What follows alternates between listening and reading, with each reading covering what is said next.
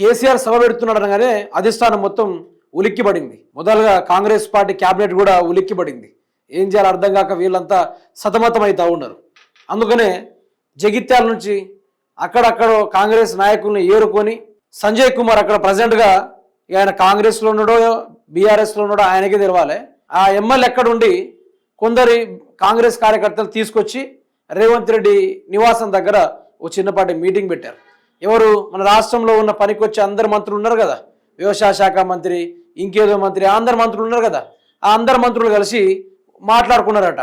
మనం ఏం చేద్దాం, మరి కేసీఆర్ సభ ఎట్లయితుందో నేను చూస్తా, కేసీఆర్ ఎట్లా సభ పెడతాడో నేను చూస్తా, నా జిల్లాలో వచ్చి నా మీదనే సభ పెట్టి మా పార్టీలో ఉన్న జీవన్ రెడ్డిని అతను పార్టీలో చేర్పించుకుంటాడా, ఎట్లా చేస్తో నేను కూడా చూస్తా అనుకుంటూ ఈ యొక్క సంజయ్ కుమార్ ఆయన ఎమ్మెల్యే ఆయన చిన్నపాటి స్టంట్ క్రియేట్ చేయడానికి మందిని తీసుకొని పోయిర్రు రేవంత్ రెడ్డి దగ్గరికి.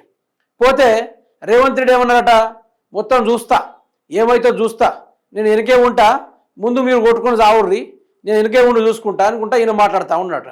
అయితే కేసీఆర్ బయటకు వస్తున్నాడంటే జగిత్యాల నుంచి 1,00,000 మంది వాళ్ళు ఏకమవుతారు. తర్వాత కేసీఆర్ని చూడడానికి ఎంతమంది వస్తారు, రాష్ట్రం నలువైపుల నుంచి ఆయన మాట వినడానికి అతను చూడడానికి బస్సులల్లా లారీలల్లా ప్రతి ఒక్కరు వాలిపోతూ ఉంటారు ఆయన చూడడానికి. అయితే అతని లాంటి అంత గొప్ప సభని వీళ్ళు ఏం చేద్దాం అనుకుంటున్నారు, తిప్పికొట్టి బంద్ చేపియాలి, మొత్తం దాన్ని పోస్ట్ పోన్ చేపియాలి అనేది వీళ్ళ టార్గెట్ అండి, కంప్లీట్ టార్గెట్ అండి వీళ్ళది.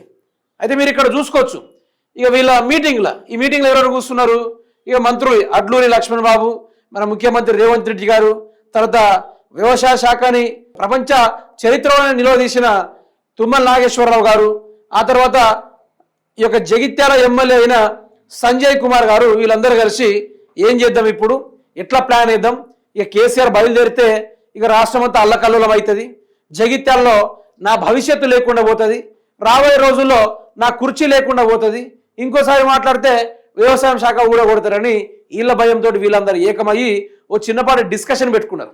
డిస్కషన్ పెట్టుకొని వీళ్ళు చేసే ప్లాన్ ఏంది మిట్లారా అంటే, కేసీఆర్ వచ్చేటప్పుడు అడ్డుకునే ప్రయత్నాలు, లేకుంటే పోలీస్ శాఖ వాళ్ళ చేతిలోనే ఉంది కదా, లేకుంటే అడ్డుకునే ప్రయత్నాలు, అటాకింగ్ చేసే కార్యక్రమాలు, లేకుంటే సపరేట్ గూండాగిరి ఉంటుంది వీళ్ళ దగ్గర, ఓ బ్యాచ్ని దింపి ఓ చిన్నపాటి వైలెంట్ క్రియేట్ చేసుడు, ఇట్లాంటి మొత్తం వీళ్ళు చేస్తూ ఉంటారు. ఇక దీనికోసం ఈ సంజయ్ అనే వ్యక్తి కానీ వీళ్ళందరూ కలిసి ఏం చేశారంటే, ఇక కేసీఆర్ సభ ఎట్లా పెడతాడో నేను చూస్తా అనుకుంటూ ఆయన ప్రెస్ మీట్ పెట్టడం, దాన్ని బీఆర్ఎస్ పార్టీకి సవాల్ విసరడం. అంటే ఇక్కడ సంజయ్ కుమార్ అనే వ్యక్తి కాంగ్రెస్ పార్టీలో ఉండి కాంగ్రెస్ పార్టీలో జీవనాన్ని బాల్యం మొత్తం గడిపి యవ్వనం మొత్తం గడిపి అందులోనే ఉండి గుర్తింపు పొందిన నాయకుడేం కాదు, అట్లాంటి నాయకుడేం కాదు. బీఆర్ఎస్ పార్టీలో గెలిచి లక్షల మంది యొక్క నమ్మకాన్ని ఒమ్ము చేసి ఈరోజు అతని ప్రాణం కన్నా ఇష్టపడే ప్రతి ఒక్క కార్యకర్తల పైన వాళ్ళకి సున్నం పెట్టి ఆయన సీత ఎటుపోయిండు, కాంగ్రెస్ పార్టీలో చేరి ఇప్పుడు ఏం చేస్తూ ఉన్నాడు, బీఆర్ఎస్ పార్టీకి అగెనిస్ట్గా పనిచేస్తూ ఉన్నాడు, ప్రజల కోసం పనిచేస్తున్నాడు. అంటే పార్టీ మారినోడు ఎప్పుడు కూడా ప్రజల కోసం పనిచేయడు, అతను స్వల్పలాభాల కోసం మాత్రమే అతను పార్టీ వీడి వెళ్తాడు తప్ప ప్రజల కోసం ఏనాడు పోడు, ఎప్పుడు కూడా నిధులు తేడు అనేది ఇక్కడ క్లారిటీగా అర్థమయ్యే ముచ్చట. ఇప్పుడు తెలంగాణ వ్యవస్థ మొత్తము చూస్తూ ఉన్నారు, కేసీఆర్ నా పెదమ్ముందా ఇప్పుడు మీరు ఒక్కటి ఆలోచించండి. ఆనాడే కదా ఆయన ఎట్లా కొట్లాడే మనిషో, బక్కటి పానమే అయినా ఒక్కొక్క బద్మాష్ని తరిమి కొట్టిండని చెప్పుకోవాలి కేసీఆర్ గురించి మాట్లాడితే, అంతేనే కదా, సాగదీసి కొడతాడు ఆయనే, మాటలతోటి సింపేస్తాడు, మాటలతోటే మనుషుల్ని ఏం చేయాలో అది చేసిస్తాడు. అంత రాజకీయ ప్లానింగ్ ఉన్న శకుని తెలుసుంటాడు మీకు. కురుక్షేత్ర యుద్ధంలో శకుని అనే ఉంటాడు, శకుని ఈ యొక్క కౌరవుల యొక్క మామగారు శకుని, అతనే ఈ కురుక్షేత్ర యుద్ధాన్ని ఓ చిన్నపాటి చిక్కుమూల పద్మవ్యూహాన్ని వన్నుతాడు ఆయన.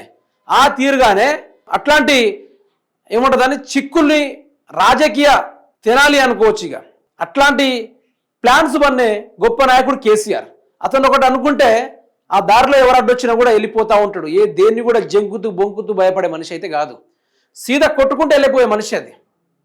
అట్లాంటి మనిషిని పట్టుకొని ఈరోజు ఈ సంజయ్ అనే వ్యక్తి కేసీఆర్ కాళ్ళు మొక్కి, అయ్యా మీరు లేకుండా నేను లేను, మీ పార్టీ లేకుండా నేను లేను, నేను బతకలేను అని చెప్పిన ఇదే సంజయ్ ఈరోజు కేసీఆర్ ఎట్లా సభ పెడతాడో నేను చూస్తా అని చెప్తా ఉన్నాడు. నీలాంటి తోపుల్ని తురుంఖాలని కేసీఆర్ ఎప్పుడో చూసిండు అనేది చాలా వరకు ప్రజలు చర్చించుకుంటున్నారు, అదే కూడా జరుగుతూ ఉంది.